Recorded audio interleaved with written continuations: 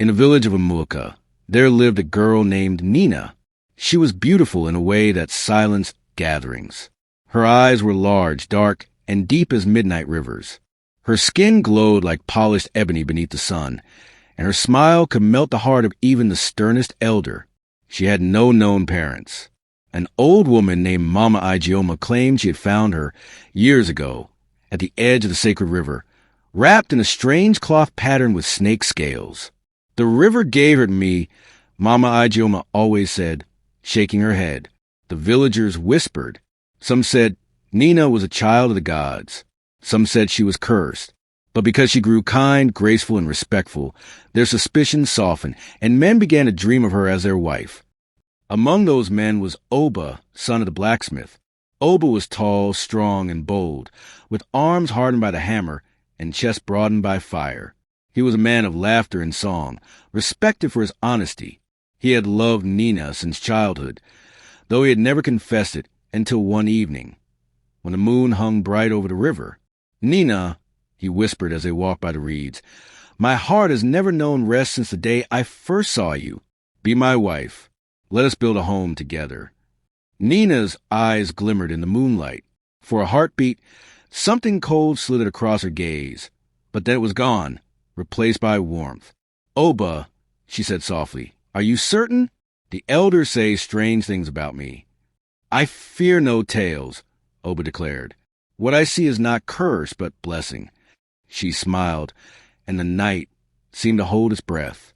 "Then yes, I will be your wife." The village erupted in joy when the betrothal was announced. Women clapped, men praised Oba, and Mama Igioma wept with happiness. Yet, strange things began to happen. A hunter found a giant snakeskin shed near the riverbank, gleaming like silver. Chickens belonging to Oba's family vanished, leaving only trails that looked like something had slithered through the sand. At night, some villagers swore they heard hissing near Nina's hut, though when they looked, they saw nothing. "Signs," muttered the oldest elder, Papachike, "but of what, I cannot yet say." Oba ignored them. Love had blinded him. At last, the day of the wedding arrived. The drums thundered, the flutes sang, and the air was filled with the scent of roasted yam and palm wine. Nnena was dressed in coral beads, her skin glowing like the first light of dawn. Oba wore a red wrapper and eagle feathers. The entire village danced, praising the union. The priest poured libations, calling the ancestors to bless the marriage. "Let no shadow walk between them," he prayed. Everyone cheered. The bride and groom were led into their new hut, where they would spend their first night as man and wife. The torches flickered inside the hut. Oba's heart beat like the drums outside. Nnena sat on the mat, her eyes shining, her smile faint and unreadable. Finally, Oba whispered, taking her hands, "You are mine and I am yours." Nnena tilted her head, her long neck gleaming in the dim light. "Are you ready to know me, Oba? Truly know me?" He laughed nervously. "What do you mean?" She rose slowly, her beads rattling. "I have hidden from you, from everyone, but tonight no secrets remain." Her voice grew strange, layered, as if two tongues spoke at once. Then it began. Her skin shimmered. The glow of her beauty twisted, turned slick, scaled. Her eyes thinned into slits. Her jaw elongated. From her waist downward, her legs fused, reshaping into the thick, muscled body of a snake. The woman Oba loved stood half-human, half-serpent before him, her tongue flicking in the air. "By the gods!" Oba gasped, stumbling back. She slithered closer. "Do not fear, my love. I chose you. You are mine." But fear burned in his veins. He grabbed a torch, holding it before him. "What are you?" he cried. "I am what they whispered," she said, voice hissing. "Daughter of the river, child of the serpent, bride of shadows." Her fangs glistened. Oba tried to run, but the serpent's tail coiled around him with terrifying strength. "Stay," she hissed. "Do not betray me. Love me as I am." "I cannot," he shouted, struggling. "You deceive me." Her face twisted with sorrow. "I gave you my heart. Oba, I could have devoured you long ago, but I wanted love. I wanted to live as woman, not beast." Outside, the drum still pounded, the villagers unaware of the horror inside. With desperate strength, Oba thrust the torch against her scales. She shrieked, the flame searing her flesh. Her grip loosened, and he broke free.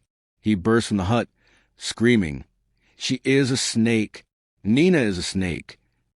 The music stopped. The villagers turned. Then, from the hut, Nnena emerged, transformed, her serpentine body writhing, her face torn between beauty and monstrosity. Gasps, cries, screams filled the night. Mothers clutched their children, men raised their spears. Mama Ijeoma fell to her knees, weeping.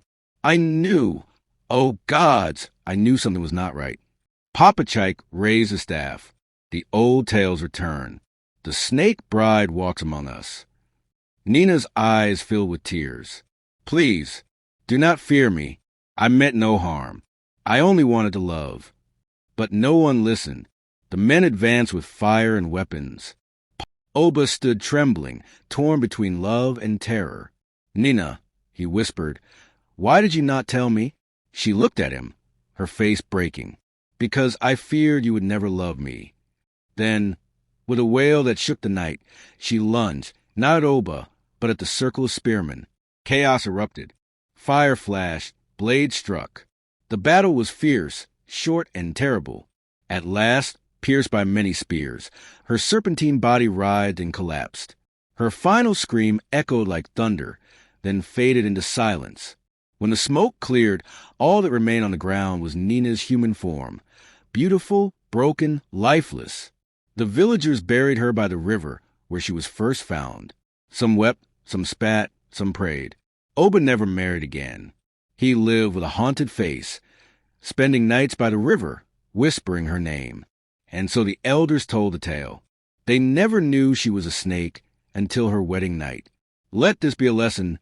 Beauty may hide secrets, and love without truth leads to ruin. The story spread from village to village, carried on tongues and winds, until it became legend. Even today, when the moon rises over the river and the reeds shiver in the wind, some swear they hear the hiss of a serpent and the voice of a woman weeping.